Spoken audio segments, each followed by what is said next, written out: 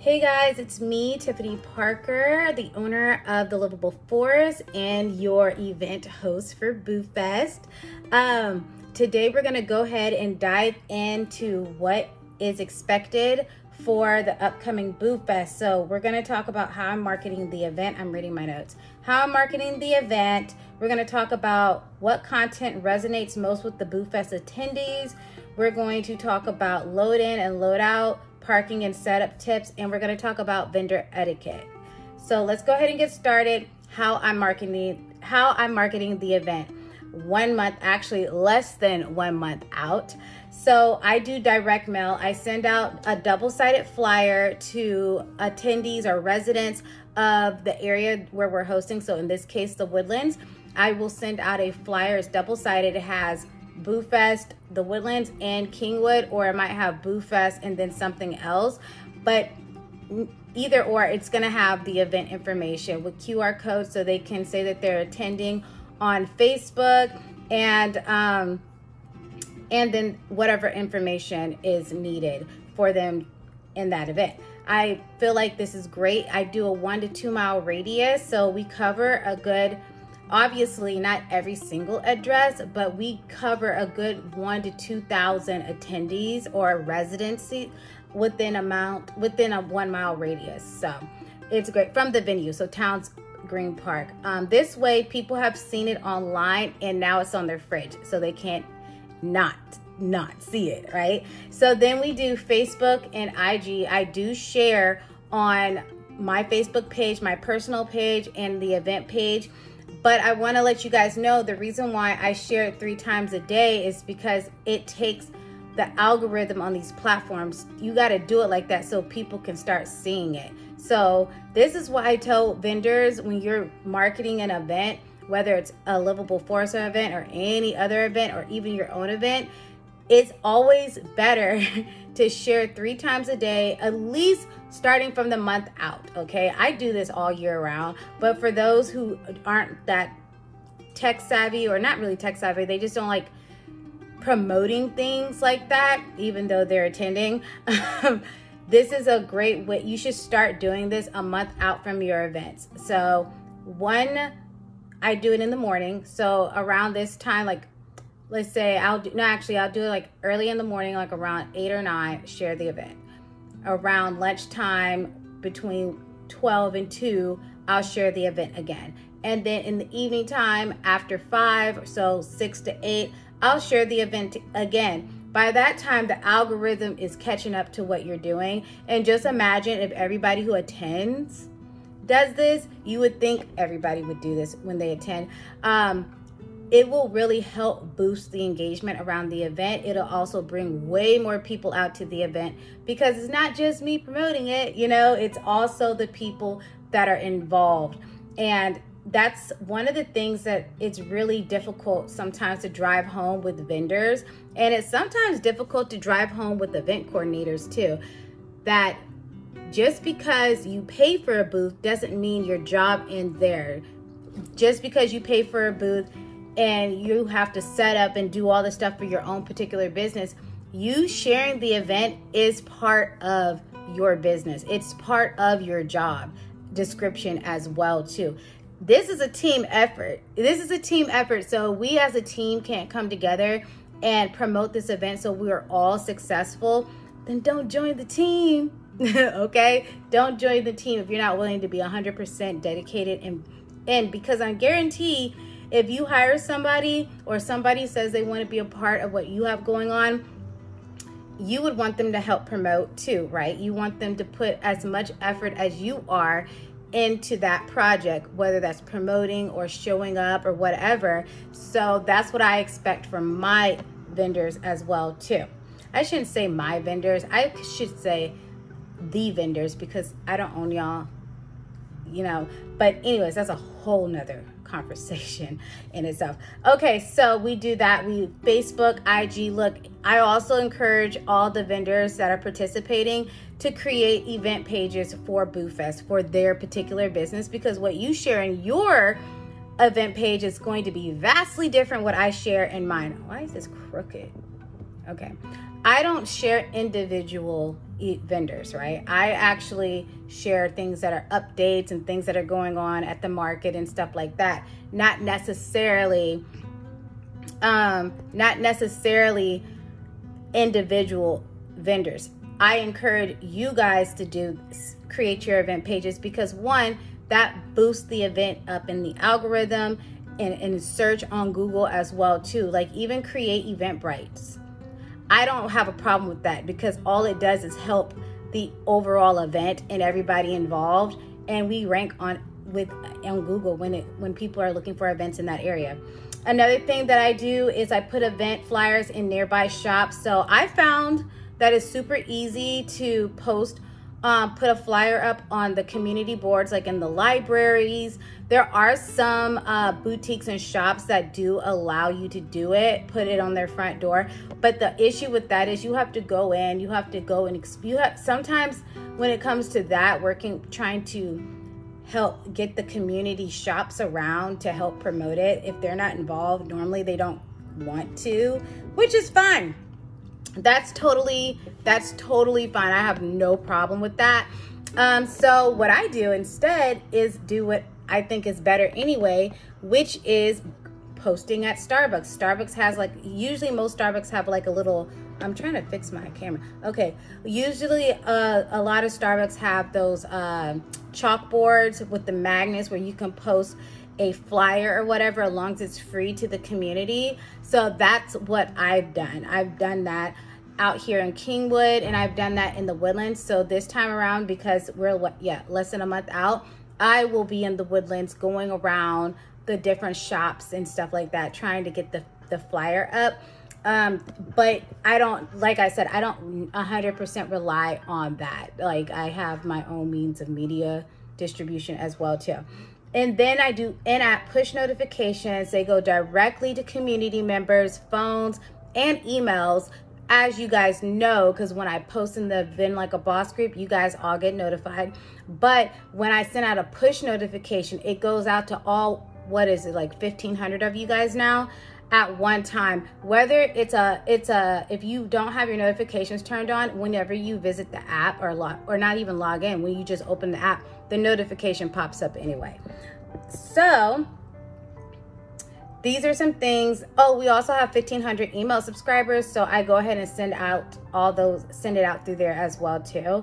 So here are some strategies I'm using to make BOOFEST feel like the place to be this Halloween. I have 2 trackless trains. They're completely free for families to enjoy, 100% free. Any type of attraction that I have at my events, I pay for, thanks to you guys for participating as vendors. I take a good chunk of that money and I throw it into entertainment, predominantly for the kids, so they'll have something to do and keep them entertained, and keep, parents from getting frustrated from kids being bored, and parents can shop while the kids go and do their thing. So we have 2 trackless trains. We have, it's trick-or-treating at this event, so I expect all my vendors to have candy. Over the past 7 years that I've been hosting this event over here in Kingwood, one last year in the Woodlands, and we're going to have another one obviously in a couple of weeks, but I've noticed that there are vendors who just don't show up with candy.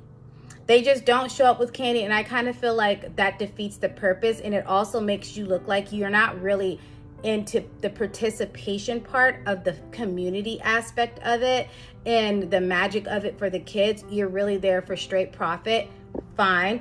But I also feel like if you want to benefit and actually make money, you have to fall in line with what's happening with the event. So if this event is a trick-or-treating event and you decide, I'm going to come to BOOFEST and I'm not going to bring candy, or I'm just going to bring a bag of 25 pieces and once it's gone, you're just going to lose, because what's going to end up happening, and I will sit and watch, because a lot of people say their coordinators don't show up. I show up, I'm there, I'm walking up and down the venue, but I sit and I watch the vendors who I know didn't bring candy, and I watch people pass right on by, because their kids come not to shop. Their kids come to trick or treat. So when the kids stop at a booth to grab candy, and you can control how much candy they grab. I'm not telling you to like let them grab a whole thing. You can literally give them one piece and put it in their bag, right? But they're stopping, the kids are stopping for the candy, which in turn, the parents are gonna stop. They're going to see what you have, and they're most likely not by themselves. They're probably with a group of friends, or mom and dad, or mom and girlfriends, dad and guy friends, or it's just a big old group of people with their kids. Some of those adults are going to stop to actually see what you have to offer, what to buy from you. But if their kids are like, they don't have candy, mom, they don't have candy, dad, because I've heard this, the parents say, okay, let's just go to the next booth. You missed out on an opportunity, whether that's an opportunity to sell something right there or later, or just giving out information. Don't do it to yourselves. I've seen it. The vendors end up upset. They feel like they'll tell people they didn't have a good event, or the event wasn't good, only because they didn't get the business they wanted, because they didn't comply. They didn't do what I told them to do that would make them successful at these events. I've been doing this a long time, so I know what's going to make you successful at these events if you follow directions, right? Okay, candy, bring an abundance of candy. I've had vendors who are really good at this, and what they've been doing is, ever since I announced BOOFEST, normally I announce it 1 year in advance, but what they've been doing is like maybe a month or two before the event, they just go buy on their regular grocery trip, or their weekly grocery trip, they'll go to Sam's or Costco's and just go pick up one of those 1,000 bag pieces of candy and throw it in the cart. And by the time they do that 4 or 5 times in 1 month, they got an abundance of candy. They don't run out. Matter of fact, they have stuff left over. Hell, sometimes they're sharing it with the booth next door to them, okay? Listen, the candy is the big part. I'm telling y'all. Okay, so I also have a mini pumpkin patch for families to take photos, which is also free. If you were at BOOFEST last year, we had we had only 20 pumpkins last year, because I didn't really know how it was going to go last year. Actually, it went way better than I thought, like almost 20,000 attendees. Hopefully we get the same turnout, okay?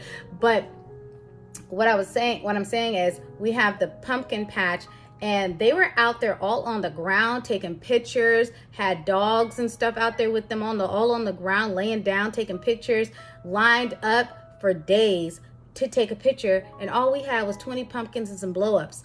This year we're gonna have like around 50 to 60 pumpkins out there. They're kind of pretty large pumpkins, and I think a couple of hay bales, some scarecrows, something like that, you know. But I don't want to give too much away, because we have to have an element surprise, okay?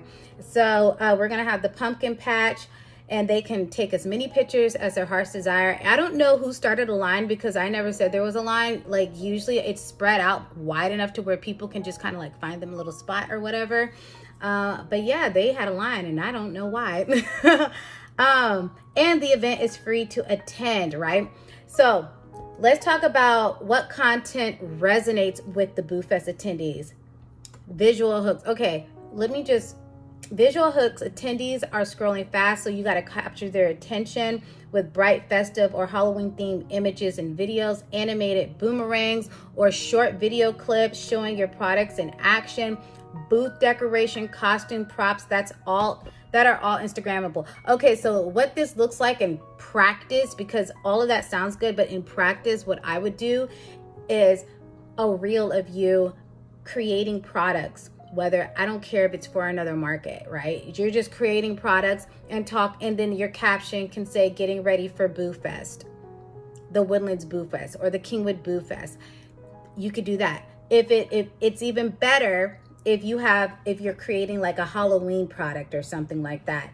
So also behind the scenes content, people like to see you getting ready, picking out your Halloween decor for your booth, going and shopping for your lighting, which, by the way, lighting, you can have whatever type of lighting you want. Just know that you want your booth to be illuminated, because it's dark out there. It is extreme. Like last year, if you didn't have booth lights, you were kind of screwed. You were screwed. You weren't going to see anything. So what I've seen people do, hold on, let me back up real quick.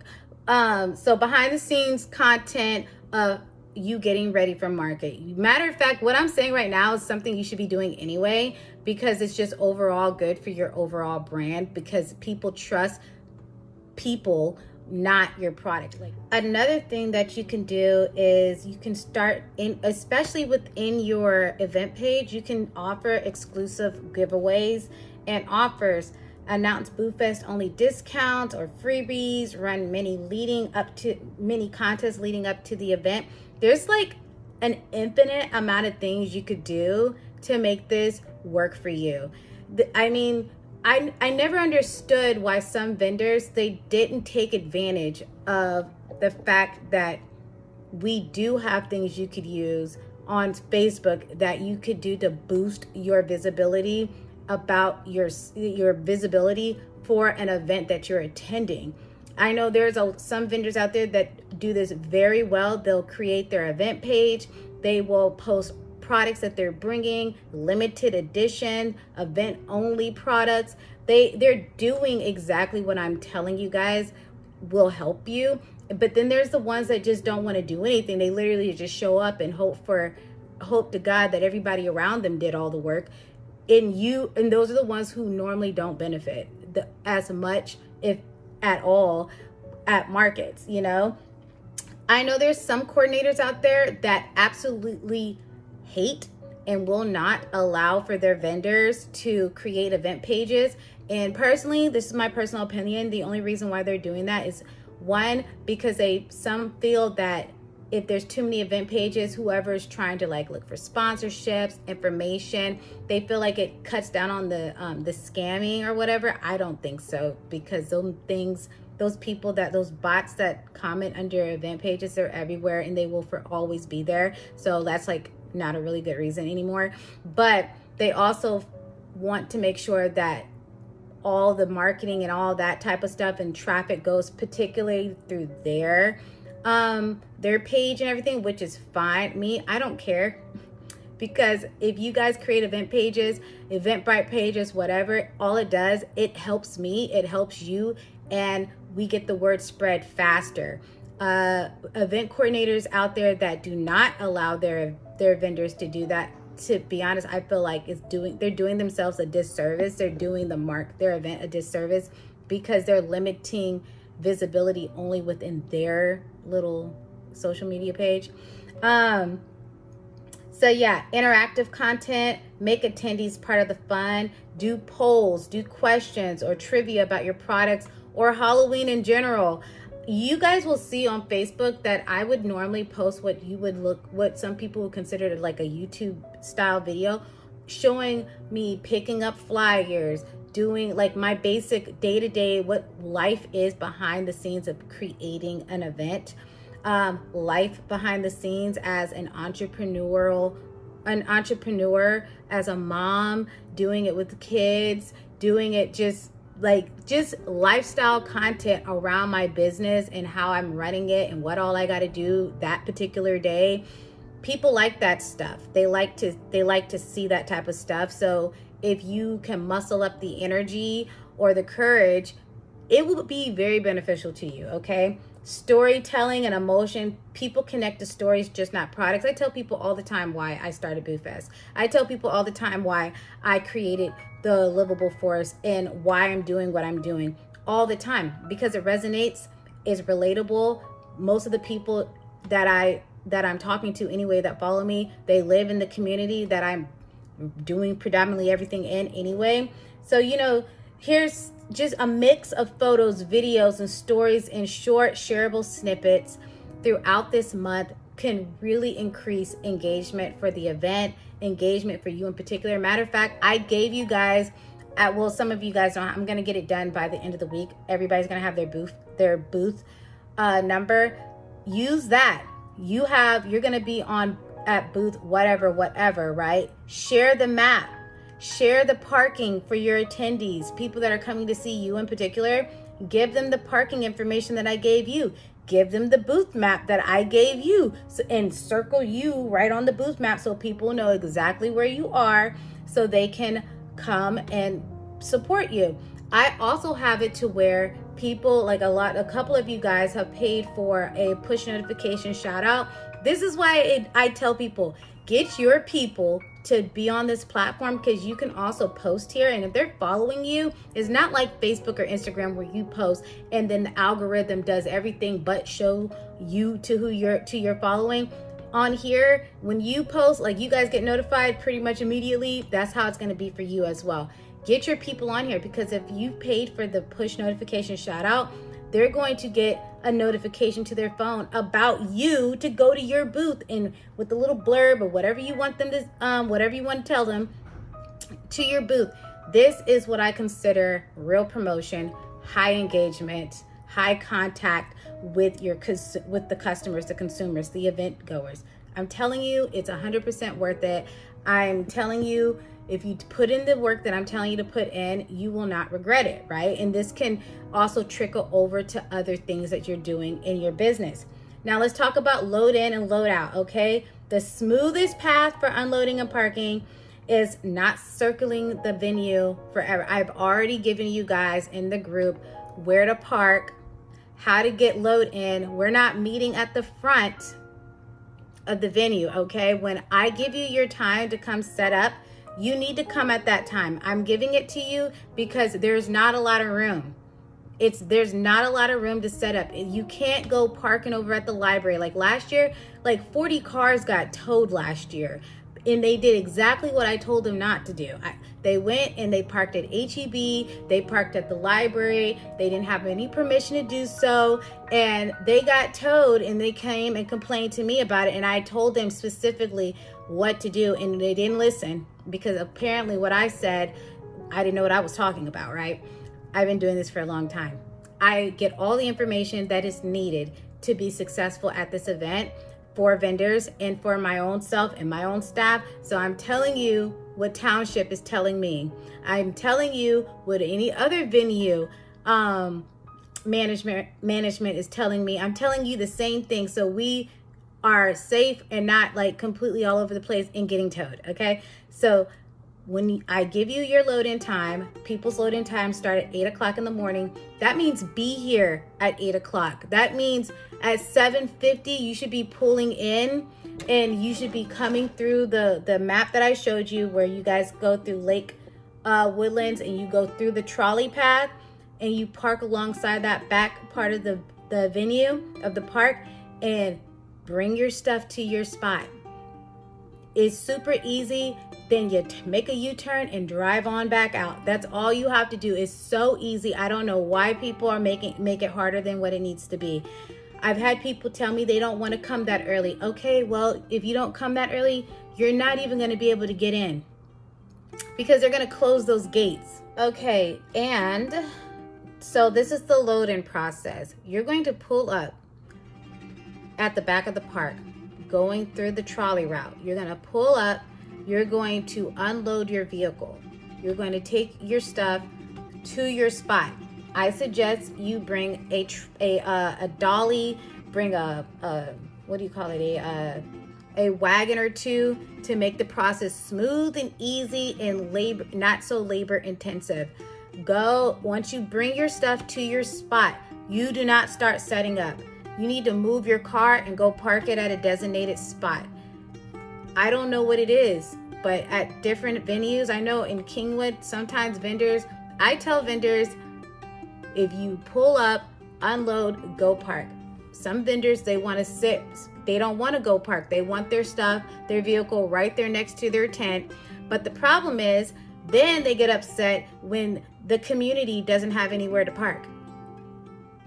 Well, you took the best parking spot, which is literally right next to the venue, from them, because you didn't want to go park your car on the next block. Okay, listen, but for the Woodlands, you don't have a choice. There is no parking on the next block. They're very strict about their parking, and I'm telling you, when you pull up, you have to go park. Okay, don't go park at the library. You're gonna get towed. Don't go park at HEB. You're going to get towed, especially if they see you walk across to Towns Green Park. They're going to tow your car. Don't go parking in parking garages that do not belong to Township, or that is not on the list that I sent you. If you go and you park at Market Street, you're going to get towed. I'm trying to prevent you guys from getting towed and spending unnecessary money. So when you pull up, unload, go pick up, go park your car. Do not start setting up, because if you start setting up and you did not go park your car, I'm going to tell you, or one of my event staff, we're going to tell you to stop, and we're going to request you to move your car. If you refuse to move your car, we're going to have your car towed, because we have way too many vendors trying to come in and unload who want to follow directions for you to sit here and not want to follow simple directions. Please do that. I already talked about what you should bring. Never leave your stuff unattended. I always tell people doing vendor markets is not a one-person job. It may be for some, but for the majority, the vast majority, this is not a one-person job, okay? This is a two-person more job. So I suggest you at least, at bare minimum, bring somebody to help you unload your stuff, somebody to go park the car and then come back on the trolley, or come back on or walk up the street to meet you to help keep setting up, right? That's what you should do, especially at this venue. It's easier. You don't want to leave your stuff unattended. I'm not there. I'm there, but I can't watch your stuff. Don't expect your vendor, the neighbor next to you, to watch your stuff. You're responsible for your own things. So if you know you're coming to this venue or you're coming to any event and you're going to need to use the restroom, you're going to want to go eat something, you're going to want to go do something during the event, you need to have somebody at your booth. You need to have somebody watching your stuff, because nobody's responsible for things that are getting lost or stolen, okay? Please, I already talked about the wagon. Never leave your stuff unattended. What else?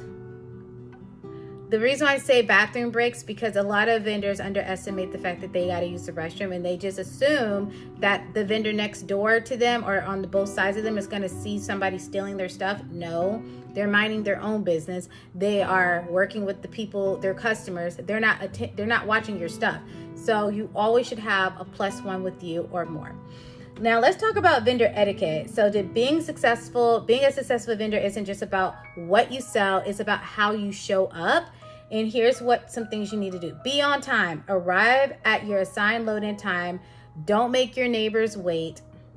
What that means is, if you're scheduled to be here at 8 o'clock, show up at 7:50, unload, because the next block will be there at 9 o'clock, okay? It's like this. It shouldn't really take that long either for you guys to pull up, because you're driving, pull up, unload, get in the car, and go back. It should not be that. It shouldn't take you long at all. The next group, 9 o'clock, same thing. Keep going, okay? Set up your booth completely and neatly. What neatly means, don't have your stuff all over the place. Have your stuff in your designated spot. Because it's frustrating to other vendors when they come and they're your neighbors and you got your stuff all over there, okay? All over their spot. Don't do that. Come neatly. Make sure you take your trash with you. I don't know what it is about some vendors. They just feel like when they're bringing all their boxes and their trash cans and all their packaging, they leave all that stuff right there. And it's not right. It's not fair to the cleanup crew, because I'm not the cleanup crew. It's other people that I hired to clean up. It's not fair to them. It's not fair to other vendors as well that you have a messy area. It doesn't look good, and it represents you, not anybody else, okay? So keep your area clean and neat, okay? If you have boxes that you've used and opened, take all the other boxes and stuff them in one box, okay? Bring you an extra trash can or an extra trash bag, and make sure you keep your stuff behind your table in your area. Have a plan for an unloading, parking, moving your car quickly to avoid congestion. I already told you guys about that. Always bring a +1. Respect your neighbors. Keep your setup within your assigned booth. Avoid blocking and encroaching on other vendors' area. We talked about that. Noise matters. You can play music at your booth, no problem whatsoever, but it needs to be contained within your booth. The next booth shouldn't hear you blasting your music. The music needs to be family appropriate, and it needs to be according to theme. So if we're out here at a Halloween event, we don't need to hear country, hip hop, or any other type of music. It needs to be according to theme, because that matters to the ambiance, the atmosphere of the event. Parents don't want their kids listening and hearing things that they don't approve, deem family appropriate, okay? So that matters, okay? If you want to make an announcement from your booth, great, but you don't need a megaphone, because that's not allowed either, because other people are around you. Your signage should be in your 10 by 10 space, okay? In your 10 by 10 space, if you got 2 spaces, which apparently a lot of vendors got 2 spaces because they want to be able to spread out and have some room, right? But if you didn't do that, you need to keep your signage, your banner, your contractable banners and all of that jazz within your booth or on your tent, okay? Professionalism with attendees. You need to greet everybody warmly, and even the just looking around crowd. Just because somebody comes into your booth and they don't buy anything, or you feel they're not going to buy anything, still greet them, because they may not buy right now, but they might buy later. They may send their friend back over to your booth. They may send a family member back over to your booth. But if you treat people who you feel, because I don't know, you're just judging them based off of what they look like or whatever, or, you know, just whatever, and you just assume they're not going to buy anything, you should still speak, you know, because that's nice. But I've watched vendors who will let people who didn't buy anything right then and there, or the people who came up to their booth, they wouldn't say anything. They don't say anything. And I'm just like, how are you in business and trying to sell anything and you don't speak? Like, that doesn't make any sense at all. Like, speak. And somebody comes under your tent, I don't care if they're just passing by, a hi, hello, how are you? Can I help you? Do you need help with any directions? Do you need to know where the right, like anything, just say something. Don't say anything. So you need to speak. This goes with, if you're hungry, I'm telling you right now, nobody wants to stop in your booth really if you got a mouthful of sandwich, or you're chomping down on food and stuff, or the people that are sitting with you are just filled with just eating. People don't want to interrupt your food, like you eating your food and stuff. But if you're at a vendor event, this is why I tell people, have a +1 or 2 so you can remove yourself and go eat your food elsewhere away from the products, because then again, your hands are sticky. You'll be surprised. People are really funny about that type of stuff. They come to your booth and they see that you have sauce and all this type of stuff spread all over the table behind the products. They don't know if the products are sticky. You can accidentally ruin your product by spilling stuff. It's just not a good look. Plus, sometimes some food smells may be offensive to other people. Like, it's just best not to do it. It's not professional, in my opinion. You'll never see, if I ever have a booth, you'll never see me eating. I may have my coffee with me, like a drink with me, but you will never see me getting down on anything at my booth, because it's just not professional, you know? So that. What else? Be polite and patient even during busy times or tough interactions. Sometimes, you know, the crowd may get a little rowdy because they feel like they like to haggle and all that type of stuff. You're not there to haggle. Your price is your price. Your methods are your methods, okay? That's it. One thing you're not allowed to do is try to, I guess you call this poaching. You can't go into other people's booth area and give them flyers and stuff like that. That's rude.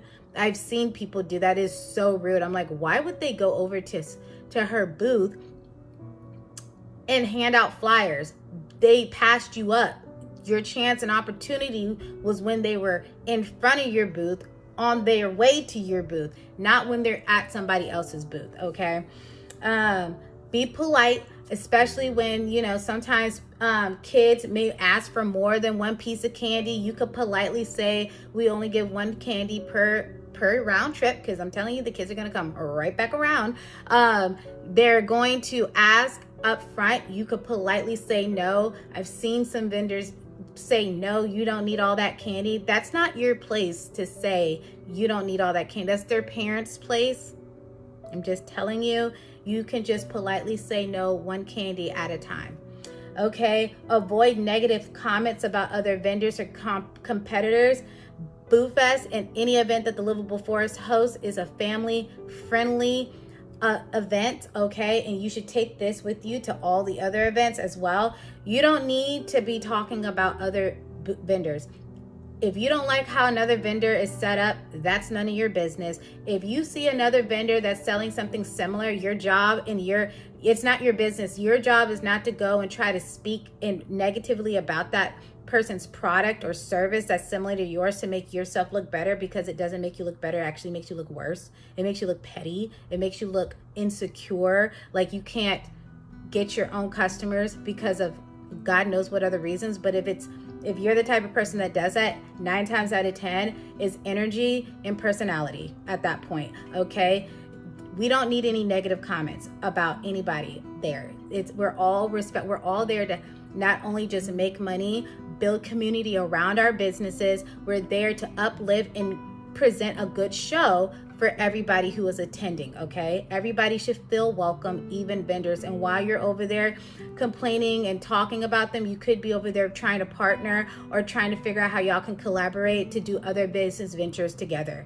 So keep your booth clean, like we said. Maintain tidy, organized display throughout the event. Have your trash bags or your containers ready. Leave your area cleaner than you found it, which is already clean, but leave it the way you found it. There was no trash when you got there. There should be no trash when you leave, okay? Respect the venue and shared spaces, porta potties, common areas, and walkways. If you are not able to, if you're not on the back, like the outskirts of the park, and you need to run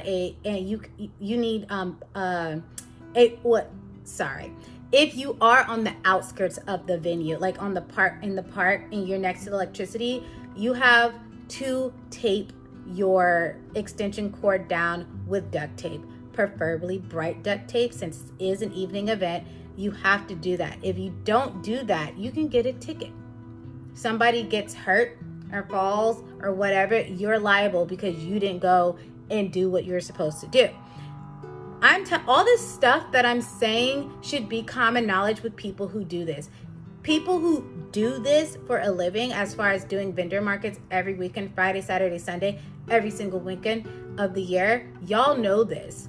It's the new people who don't know this, so that's why I'm sharing the information. But the people that do know this and decide not to do it, this is for you too. I'm telling you right now, if you do not follow directions,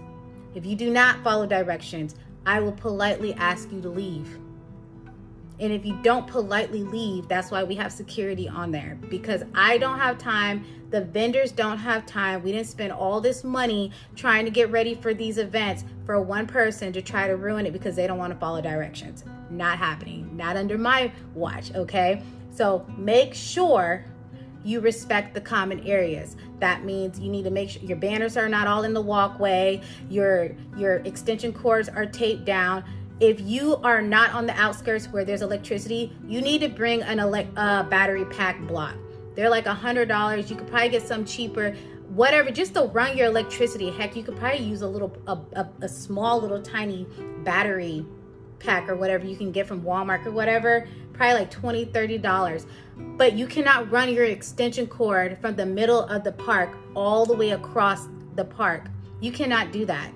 You would get unplugged and I will pull it back to you, because that is a tripping hazard, because there's no way you can, unless you're going to stake it down every couple of inches all the way up until where you have to tape it down, then you can't run it. You can't do that, because that's a hazard. There's children running around.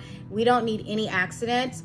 Just bring your battery pack. And the people that got outskirts or who have the electricity are based off of how you booked. If you booked early, most likely you got a one of those spots along the edge, okay? If you didn't, you're probably in the middle. Because I book according, I place according. So Sally, she was the first person to book. Great, she got the first spot. And I go 1, 2, 3. I just go on down the line, and then I go to the next row. And it's all based off of when you book. There's no special placement. There's no special request. There's none of that. If you have a special request, it's a $50 fee to have a special spot. And to be where you want, because it gets very frustrating and very congested on my end when I have to switch people around to accommodate whatever reasons y'all need accommodations for, and it slows the process down. So if you're gonna slow the process down, then If you're going to slow the process down, then you can go ahead and you have to pay the fee for me to slow down to accommodate you. And I'm not trying to sound rude or be rude, but people are always requesting spot changes, are always requesting special privileges. I treat all my vendors the exact same. I don't care if you vended with me for 20 years or once. You all get treated the exact same. You all follow the exact same rules. And if you want special treatment comes with a price, okay? So let's see, marketing and engagement. We talked about signage. Your signage needs to be event appropriate. Decorations is highly recommended. If you're at this Halloween, you can dress up because a lot of vendors dress up. Some vendors go and deck out their entire booth to make it a theme because it's fun and it's inviting. I encourage you guys to take photos, share within the app too. You will be surprised. There's like 2,000 of y'all that are not all vendors. Believe me, there's only like probably 400 of you on this app that are actually vendors. The rest of everybody else are regular community members, event goers, shoppers. That's why I tell y'all, while you're over here just popping in just for event information, you could be literally making money and showcasing your products. So let's talk about actual booth safety. I highly recommend that one, you get lights that actually will illuminate your tent. You want to be able to see all your products, all the people in your tent, all the people that come to your tent. You don't want any shadows or dark spots, okay? I'm telling you right now, you don't want it. There's safety in that. Also, I would highly, highly, highly encourage you to get booth stakes or weights. If you don't want to do the weights, fine, get the stakes, but I've seen tents fly away. I've seen them fly away because people don't want to secure their stuff. And I don't understand all the money and time and effort that you put into your booth or into your products and stuff, and you don't want to stake your tent down. Your tent, when a good old gust of wind comes through and blows that tent away, you're going to be looking crazy, running all over the place. You'll also probably be liable for any damages that happen, anybody who gets hurt because you didn't do your due diligence. That's what I'm telling you right now. But there will be people who don't do that. I know this because I've been doing it a long time, and I repeat the same thing every single time I have an event. Everything you're hearing now, I'm going to repeat it for BOOFEST, for Kingwood, the Harvest Market, the Christmas Market. I'm going to keep repeating it until my face is blue. But I'm telling you, secure your tent. Please do it. Okay? Make sure your signage on your tent is secure. You don't want it falling off on people. You don't want it getting ripped off your tent. You don't want any of that. Secure the bag. Okay? Secure it. Follow all the load in and load out procedures to keep traffic moving smoothly and make it easy for yourself. I want this to be easy for you. And this is another reason why I make sure that the main part of the booking is done a month in advance so that we can go and address all of these things and concerns throughout the month leading up to the event. There's absolutely no reason why anybody should really have any questions. We're going to get into food permits for the food vendors as well too, because I've gotten a lot of questions about that. I want you guys to stay flexible. Weather, traffic, crowds can be very unpredictable, so we have to adapt gracefully, okay? Help out your neighbors if needed. I know some vendors, they're just one track minded, which we all are during event day, because it could be very stressful trying to load in. Not only are you following the rules and regulations of the venue and the event host, but you have your own team to manage. When I mean that could literally just be yourself managing your mind, your time, and all of that, making sure you have all your stuff. But some of you guys have friends and family helping you out. You want to make sure they're doing what they need to do and making sure they're following the rules too. It's a high intense setting sometimes for a lot of people. So this is why we put guardrails in place so you just don't lose it. Okay, because I've been in your position plenty of times. I've been a vendor at other events, and it is high stress. Okay, so if you do finish up and you get your things done, because I highly suggest you get yourself together first before you go out trying to help other people, because you might not get the favor returned. I'm just telling you, okay? It's just teamwork, okay? Teamwork creates a better environment for everybody. Vendors who show up professionally prepared and friendly not only sell more, but also build better relationships in the community and with their fellow vendors. So now let's pivot, okay? Let's talk about vendors who are doing food. Food and drink. I don't care if you're selling a popsicle or you're selling a pickle on a stick. I don't care if your food is packaged or what. In Montgomery County, they want everybody to have a food permit. It's not Harris County. So all these vendors that keep emailing me talking about, well, Harris County. This is not Harris County. This is Montgomery County. You want to do events in Montgomery County and you want to sell to Montgomery County's people, you're going to do it the way Montgomery County wants. Now, if they tell you that you need a temporary food permit, you have to get it. If they want you to have insurance, which you have to be a food vendor, I don't care if you're selling a pickle on a stick or a packaged piece of gum, you're going to have a food permit, and you're going to have insurance. You know why? Because the health inspector is coming. She comes out all the time at all the events. She's going to be there today. It might this event coming up. She's going to be there, or whoever it is this time. It was a she last time. They will be there, and they will have all the insurance paperwork from every vendor and the food permits stapled together, and they know exactly what booth you're at or what your truck looks like and all of that jazz, and they will go to every last food vendor. If you don't have your temporary food permit, which you should have, because I'm going to give it to her anyway, but if you don't get it to me and she ends up coming to you, and you don't have it, you're going to be politely asked to leave, and you're not going to get a refund because you were told months in advance that you needed this, because I've been talking about this since last year.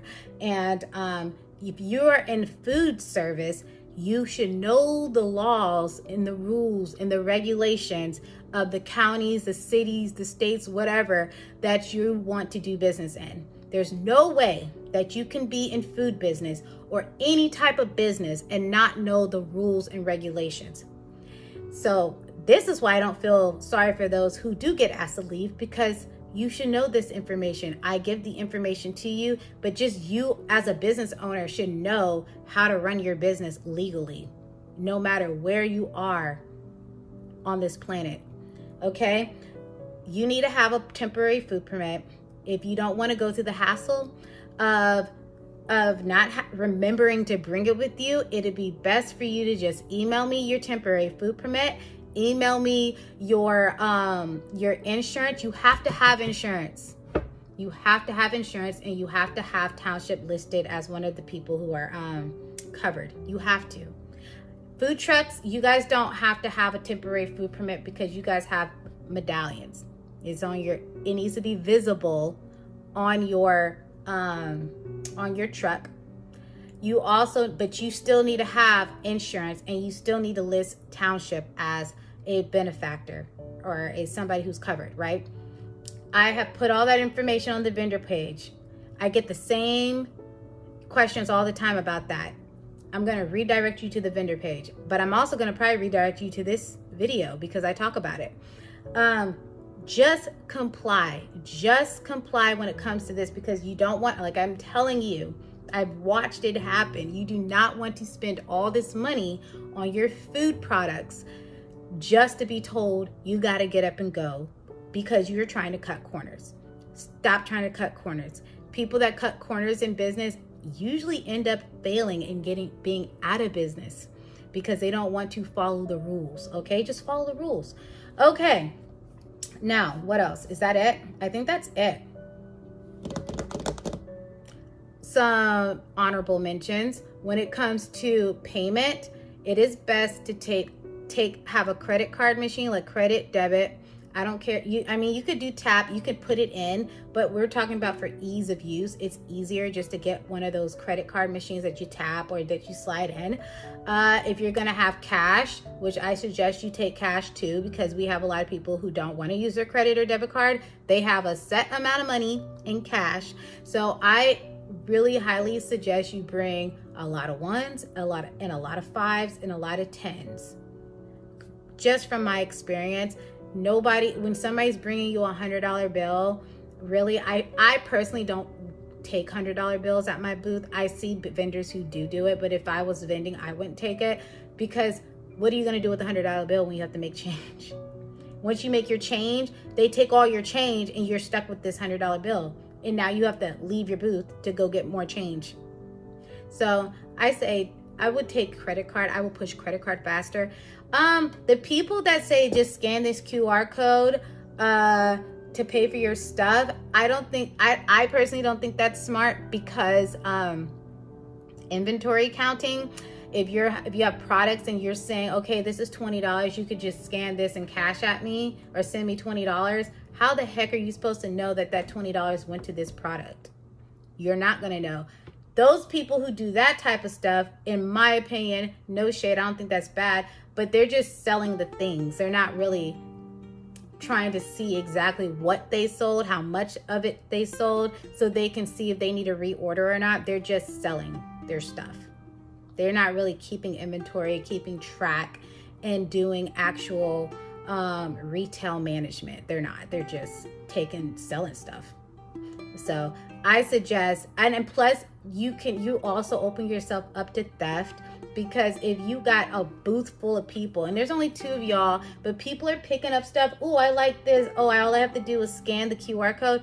What if they say they didn't scan the QR code? I mean, what if they say they did and they really didn't? And you got all these other people trying to ask you questions. You're probably just gonna be like, okay, thank you. And then you'll realize later that the math ain't mathin', because you got people who say they're scanning and they're not. I don't think that's a smart way. I'd rather bring up people individually. I think that's a smarter way of doing it.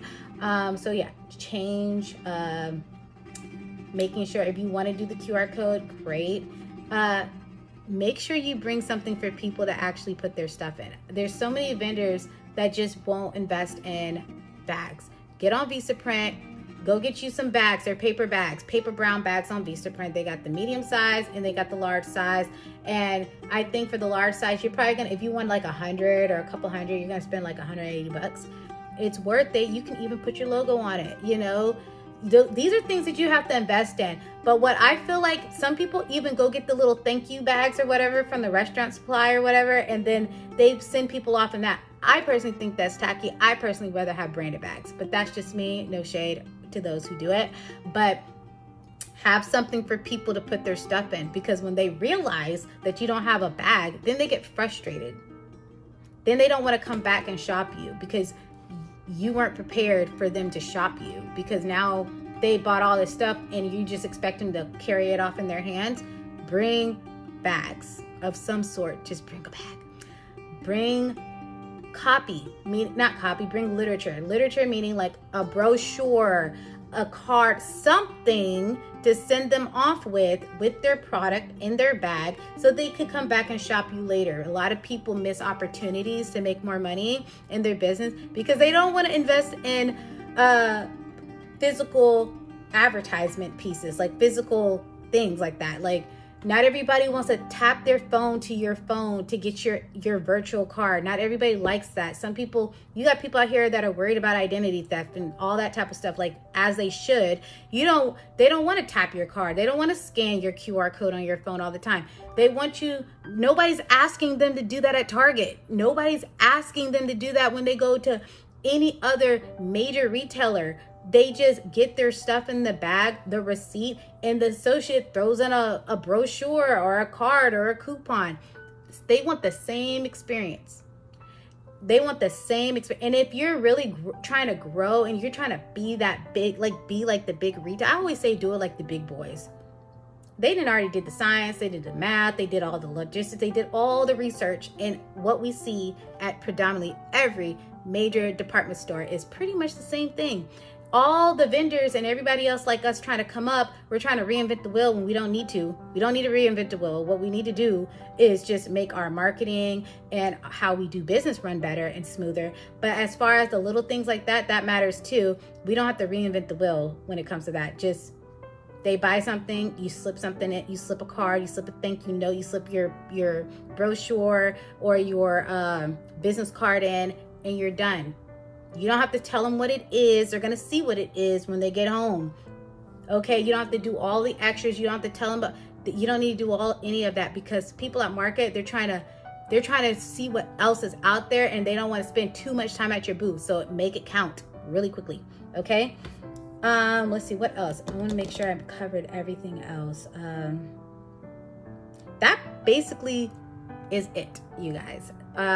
If you think of anything that I could talk about or you want me to talk about and do a video on, let me know in the comment section.